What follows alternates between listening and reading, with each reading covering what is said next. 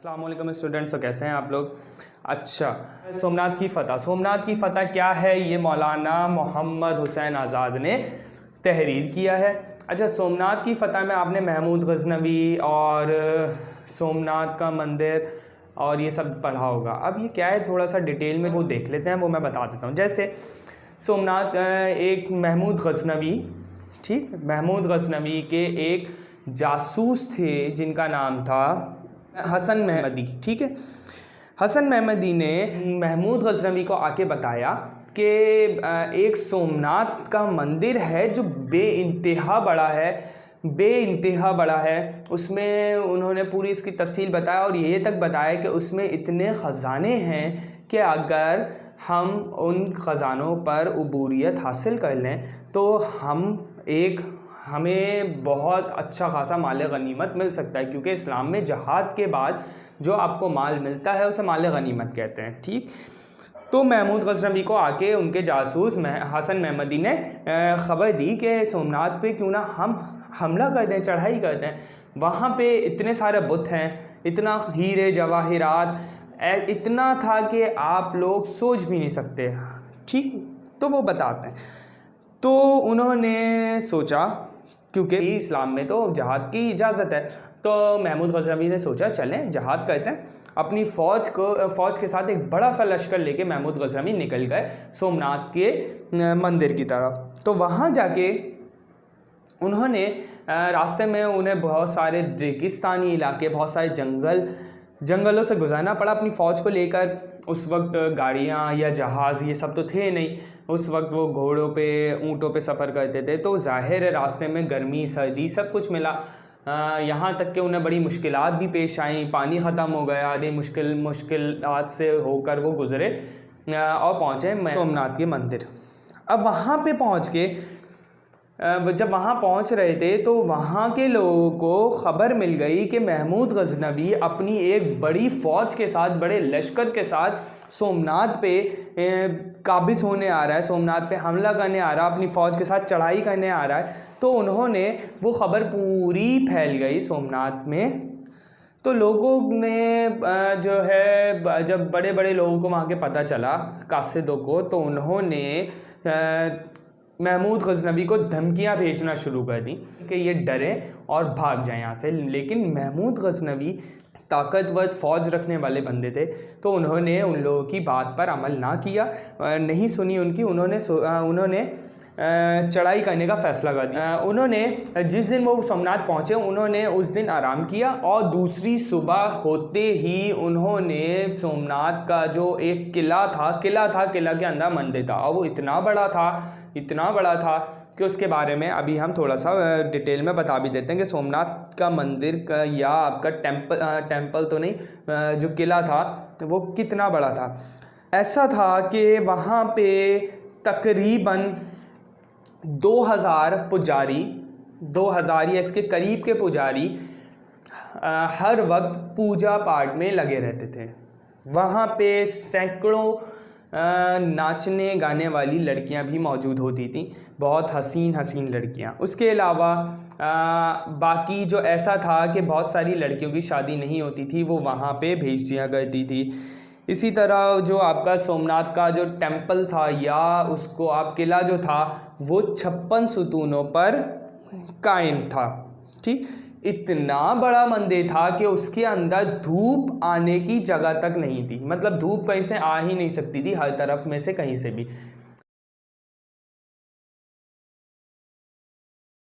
अब आप जब पूछें कि अगर धूप नहीं थी तो वहाँ पे रोशनी कैसे थी अंदर, तो वहाँ पे मंदिर के अंदर या पूरे किले के अंदर इतना ख़जाना मौजूद था, बेइंतहा ख़जाना मौजूद था। सोने, हीरे जवाहिरात, इतने बड़े बड़े सोने के पत्थर और ईंटें के उनके चमकने से उस किले के अंदर, उस मंदिर के अंदर रोशनी हुआ करती थी। उन्होंने चढ़ाई कर दी दूसरी सुबह महमूद गज़नवी ने। जब उन्होंने चढ़ाई की, क्योंकि इनको पहले से ख़बर भी मिल गई थी, ये पूरे अलर्ट हो गए थे, इन्होंने फ़ौज तैयार कर ली थी। मंदिर के जो रखवाले थे उन्होंने फ़ौज तैयार कर दी, बड़े बड़े हिंदू थे वहाँ पे, तो उन्होंने अपनी फ़ौजें तैयार कर दी और जब इन्होंने चढ़ाई की तो उन्होंने भी लड़ाई की जवाब में। तो हुआ ये कि बहुत अच्छी खासी लड़ाई हुई, और ऐसी लड़ाई हुई कि वहाँ का जो किले वाले थे, जो सोमनाथ के जो सारे नॉन मुस्लिम्स थे, उन्होंने उनकी फ़ौज का पलड़ा महमूद गजनवी की फ़ौज के ऊपर बहुत भारी रहा, इतना भारी रहा कि इनको ऐसा लगने लगा कि जैसे शायद हम हार जाएंगे।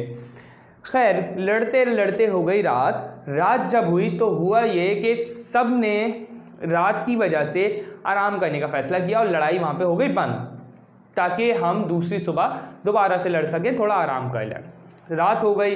अब हुआ ये लोग आराम कर रहे थे, ये लोग एक जगह से चल के आए थे, तो इसका मतलब है इनकी ये काफ़ी दिनों में आए थे, क्योंकि जब घोड़ों पे और ऊँटों पे सफ़र होता था तो ऐसा नहीं था जैसे यहाँ से अगर हमें कहीं दूर के सफ़र पे जाना हो, जैसे कोई फ़्लाइट है हमारी, कोई 8 घंटे की फ़्लाइट है, बहुत दूर का सफ़र है, तो वो 8 घंटे हमारे लिए थे, उनके लिए वो 8 घंटे का सफ़र, जो आज का 8 घंटे का सफ़र है, वो उनका कई महीनों का हुआ करता था। तो वहाँ से फ़ौज बुलवाना तो इनके लिए और आसान नहीं था, बिल्कुल आसान नहीं था। वो महीनों में आती जब तक यहाँ पे सब कुछ हो चुका होता। तो वहाँ जो थे किले के जो लोग थे, उन्होंने बाकायदा एक रातों रात एक फ़ौज और बुला ली अपनी मदद के लिए, और सुबह सवेरे वो फ़ौज आ गई। जब इन्होंने सुबह सवेरे दोबारा लड़ाई का फ़ैसला किया तो वो एक और उनकी फ़ौज आ चुकी थी। तो उनकी वैसे ही जो थी फ़ौज इनके ऊपर बहुत भारी थी, लोग बहुत भारी थे, जंग इनके ऊपर, और फ़ौज आ गई। तो जो महमूद गजनवी के सारे कारिंदे थे, जो लोग थे जो लड़ रहे थे, उनके हौसले वैसे ही पस्त हो चुके थे। एक दिन पहले वाली लड़ाई में जो उन्होंने देखा कि बेइंतहा लोग हैं लड़ने वाले, और बाकायदा अच्छे लड़ाकू लोग थे उनमें भी, तो महमूद गजनवी के लोगों के हौसले पस्त हो गए। तो फिर महमूद गजनवी ने अपने लोगों से एक बातचीत की कि हम तो वहाँ से यहाँ तक आ गए हैं, अब हमारे पास वापसी जाने का कोई रास्ता नहीं। जो उनके थोड़े से वर्ड्स थे वो मैं अपनी ज़ुबानी में बता रहा हूँ कि हमारे पास वापसी जाने का कोई रास्ता नहीं है। अगर हम वापसी जाने की वजह से यहाँ से भागते हैं तो भागते भागते भी मारे जाएंगे, क्योंकि एक बहुत वसी इलाका था वो, और सारे वहाँ पे हिंदू थे, और सब जानते थे कि मुस्लिम लश्कर आया हुआ है जो जंग कर रहा है। अगर वहाँ से कोई बच के भागने की कोशिश करता भी तो वो बच के कितनी दूर जाता कि वो दोबारा किसी न किसी हिंदू की नज़र में आता और मारा जाता जाएंगे। जब हमने भाग के ही मरना है तो क्यों ना हम लड़ के मरे।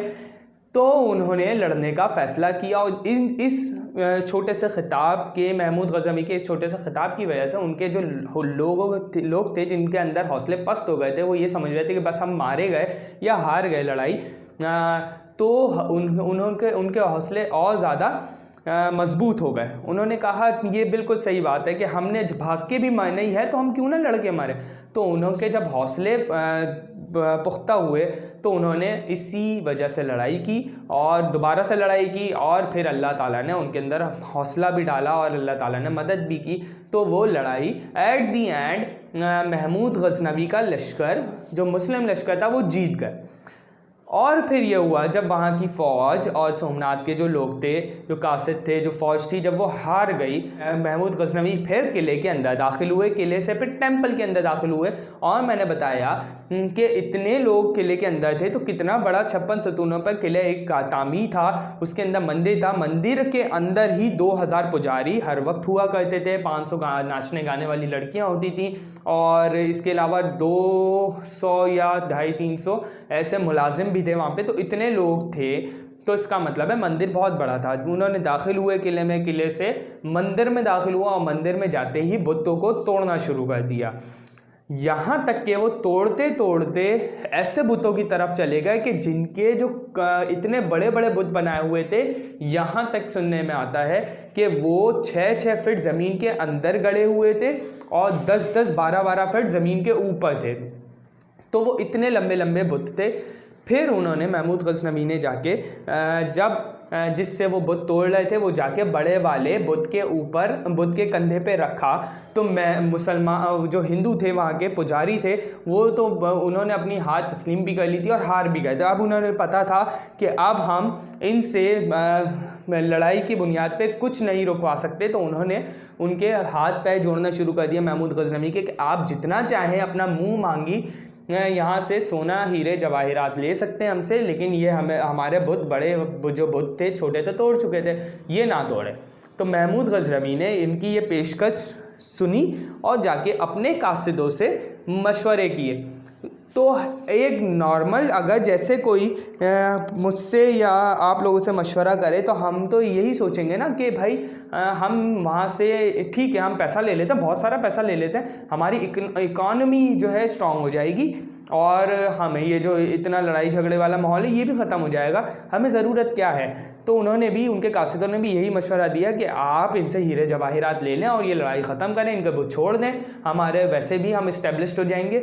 उनके वहाँ के उस वक्त की ज़ुबान थी।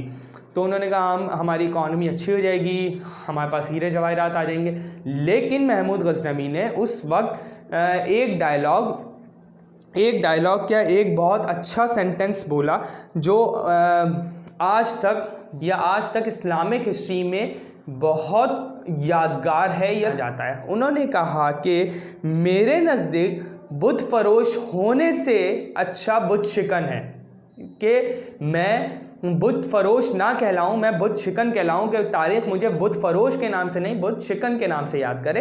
तो उन्होंने वो बुत तोड़ दिए। जब उन्होंने अपना वो जो कासा था वो बुत के सर पे मारा और सर टूट के उसका एक तरफ जाके गिरा। फिर उसके बाद उन्होंने अपने जो लोग थे उनको हुक्म दिया कि इन बुतों के दो टुकड़ों में डिवाइड कर दिया जाए इन बुतों को।